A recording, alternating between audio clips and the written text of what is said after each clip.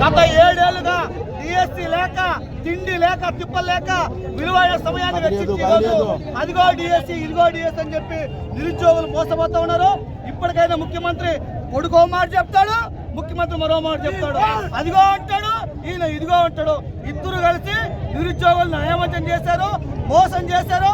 November అన్నారు, December అన్నారు, జనవరి సంక్రాంతి ఆఖరికి ఏప్రిల్ మొదటి వారం కూడా చేసి ఏప్రిల్ ఫుల్ చేస్తారు నిరుద్యోగులందరినీ.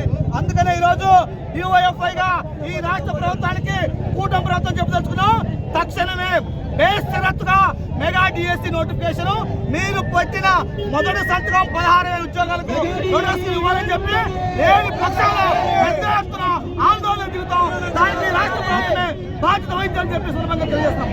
శ్రీ రామన్న యూఐఎఫ్ఐ రాష్ట్ర ప్రధాన కార్యదర్శి.